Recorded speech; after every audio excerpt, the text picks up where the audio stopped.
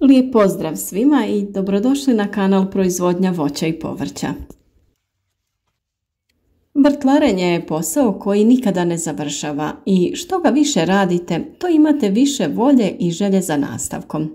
Kada se u ovo vrijeme okrenete po vašem vrtu i shvatite koliko ste postigli, nema većeg zadovoljstva. Kod nas je berba plodova odavno krenula, pa tako je samim tim porasla i želja da naš vrt još više obilazimo i obavljamo sve neophodne korake kako bi tih plodova bilo još više, a naše biljke zdrave i plodonosne.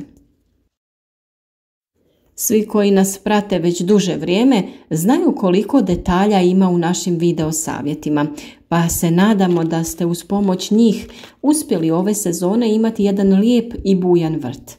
Vjerujem da je upravo to i razlog zbog kojeg bi trebali da zapratite naš kanal i u pravo vrijeme dobijete savjete vezano za različite biljke i njihov uzgoj.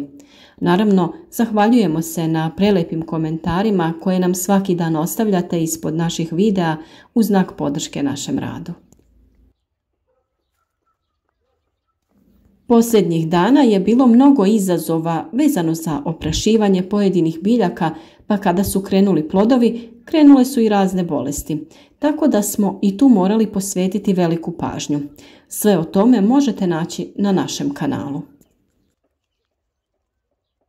A naravno i danas ćemo pričati o vrlo važnim koracima koji su neophodni u ovom periodu.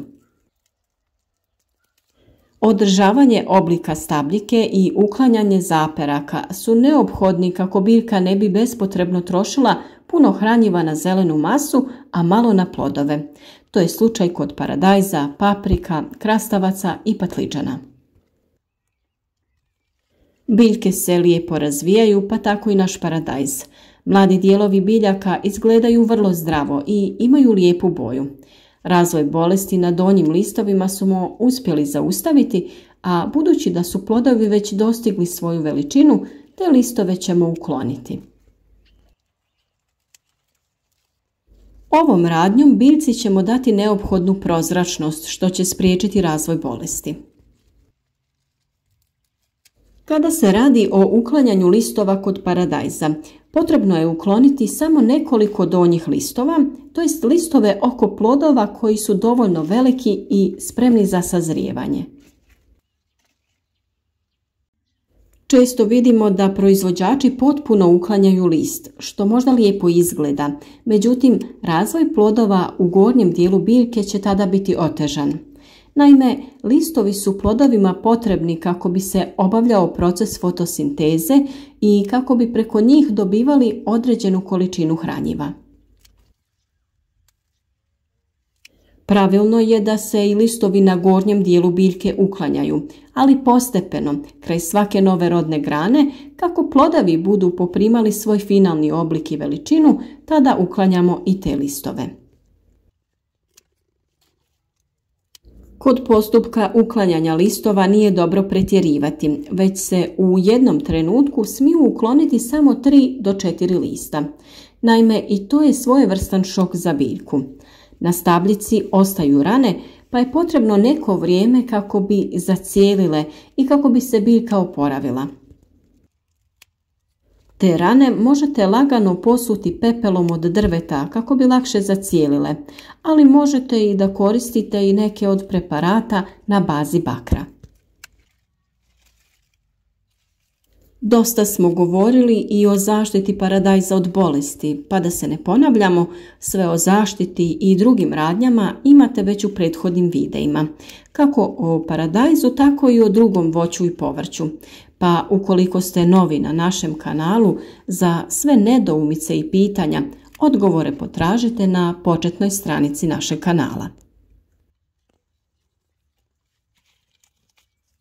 Ukoliko su biljke zdrave i nema znakova oboljenja na listovima, sa ovom radnjom možete malo i pričekati. Ili ipak radi prozračnosti uklonite svako drugi list, a neke ipak ostavite još neko vrijeme na stabljici. Kraj je mjeseca juna i vrijeme je da se sve više plodova pronalazi u vrtu.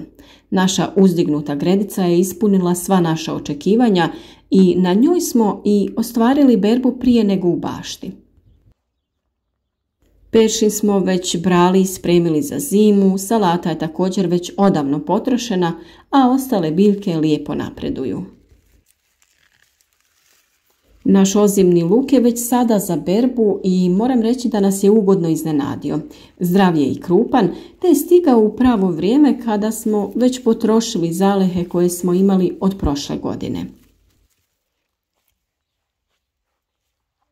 Sa vađenjem proljetnog luka ćemo ipak još pričekati. On je sada u svojoj završnoj fazi dozrijevanja. Što se tiče njegovog izgleda i krupnoće, unatoč velikim vrućinama i suši, uz povremeno zalijevanje, i on će da ispuni očekivanja.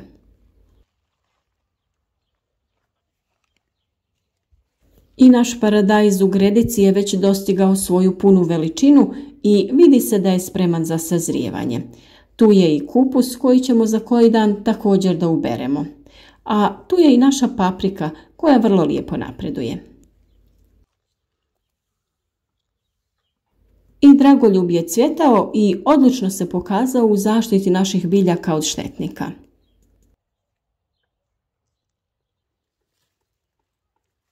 Već neko vrijeme u našoj gredici pronalazimo i sočne krastavce koji su postali neizostavan sastojak svakodnevne salate.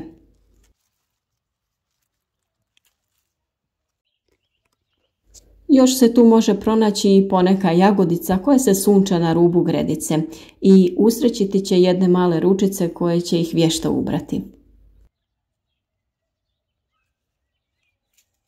Veličina plodova ovisi o oblikovanju biljke. Ukoliko ju pravilno ne orezujete i ne skidate zaperke, plodovi će biti nešto sitniji. Ako vam to nije toliko važno, biljku prorijedite tek toliko da joj osigurate prozračnost i svjetlost plodovima. Mi redovno uklanjamo višak mladih izdanaka i oblikujemo stabljiku paprike da ima 2 glavne grane. Također skidamo i ocvale cvjetove, to jest latice sa plodova, kako se ne bi zadržavala vlažnost i zbog toga došlo do truleži ploda. Upravo zbog pravilne njege, plodovi su već tu i dostigli su zadovoljavajuću veličinu.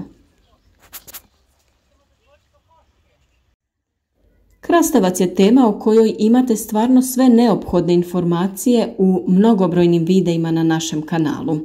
Vrijeme je kada on lijepo napreduje i potrebno je održavati njegov izgled. Ne smijemo dopustiti da se previše proširi i pusti sve svoje bočne grane i zaperke. Naime, potrebno je redovito ih uklanjati ili prikraćivati. Također je vrlo važno usmjeravati biljku uz mrežu kako bi se pravilno razvijala, bila zdrava, a plodovi lako dostupni. Mi smo odlučili zaperke koji su već izrasli prikratiti iza prvog ploda te ga ostaviti da se razvije. Nemojte biljku suviše opteretiti, nego uklanjajte većinu zaperaka u potpunosti. Već izrasle krastavce beremo za konzumaciju, a ove sitnije ćemo paziti i truditi se da ih svaki dan beremo kako ne bi prerasli. Njih ćemo naravno koristiti za spremanje zimnice, to jest kiseljenje krastavaca.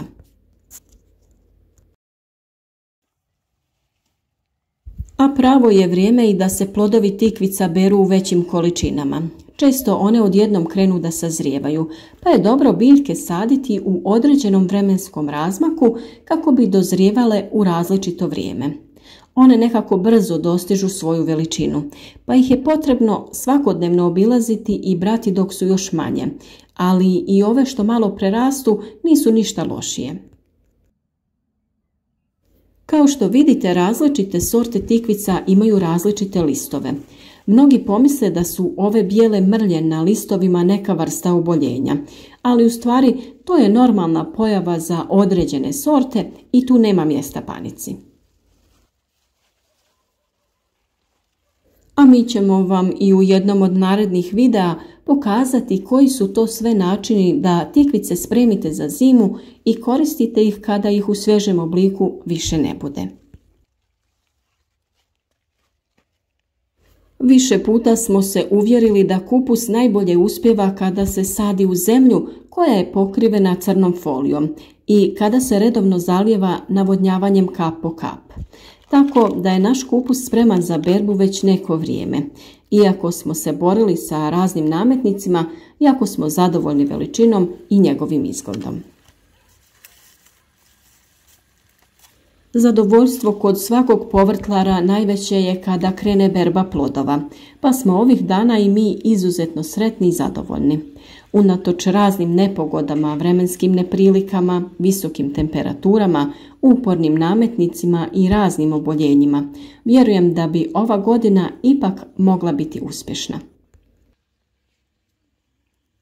Puno uspjeha u radu i izvanrednu berbu želimo i vama, dragi naši prijatelji.